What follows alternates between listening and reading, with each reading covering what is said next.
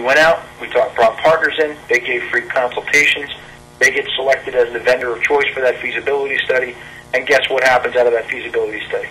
We start to build up the financial case in that feasibility study, which we're going to have access to before they do, before the client does, and be able to say, who do we think the vendors are that are going to make sense to do this with?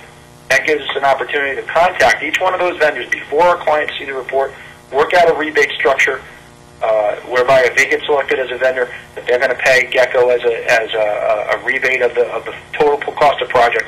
And out of a $2 million project, we expect that we're going to get about $84,000 in rebate based on that purchase for that wind turbine. That has now become, that one client has now become a $90,000 case for us. That's a great opportunity. And do we know anything about putting a large, 300 foot in the air, massive wind turbine in? No, absolutely nothing about that. There's so many levels of complexity that we have no understanding of there. What's the electrical tie-in to the grid? What are the flicker issues? The flicker is like, the thing spinning around. What are the flicker issues based on nearby residents? What about sound interference? Is there any radio towers nearby? We don't know any of that stuff. We know about the general area of concern with it because we've talked to the engineers, but we don't know any of that stuff. We don't know what kind of cable needs to be run under the ground. We don't know what there needs to be for distance between residences and homes. We don't know any of that. The engineering firm that we're working with does. We're going to bill under that. The company that knows how to build those wind turbines is going to be a vendor, of which 3 vendors that we're going to have worked out rebate structures with. So we maintained control of the process throughout. We weren't the expert.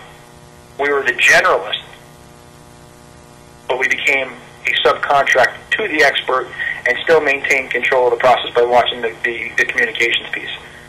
That is an example, right off the bat, of how we remain relevant. How do we remain a catalyst that actually makes sure that all of this stuff actually happens? We care about it more than anybody else. $90,000 versus our time and efforts, that's a very big, if we were a for-profit company instead of a non-profit, we're not distributing that money to shareholders here. But if we were, that would be an extremely profitable model. That would be an extremely profitable model. You got to position yourself the right way. You need to get lucky in some instances, but that's a real deal thing. And we are the catalyst for that because we care about it more than anybody else. We're talking about it. We're talking to everybody about it. We're getting information from people. We're bringing resources to the table in terms of experts that want to give free consultations because, of course, they want to be a part of a $2 million project.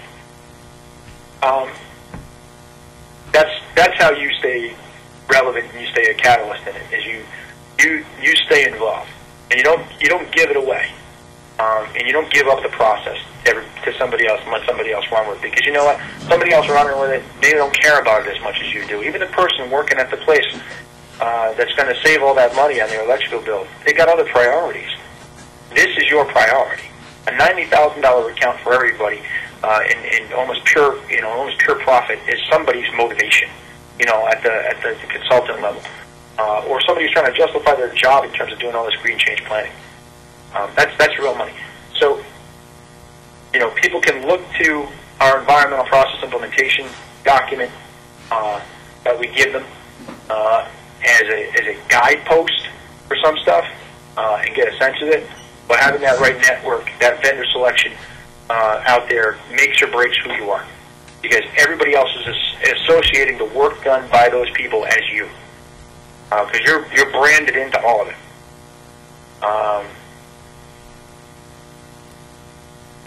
Every organization, as they're doing these things, they have some missing ingredient to the puzzle. They might not have the person. They might not have the money, in which case you've got to help them find the grants. Tough road to plow there. They might not have the time, which you have the time to help your client. You just got to put the right type of monetary value to it or internal career value to it that you need if you're a Green Team champion. They might not have the expertise, and you might not have the expertise, but you're going to be that person that finds them the expertise, that brings them the expertise on every project that they do in that SMART planning process. You've mapped out, hey, this is me, this is you. Who's going to be responsible for that? You know, and you got to price a reasonable value on those services.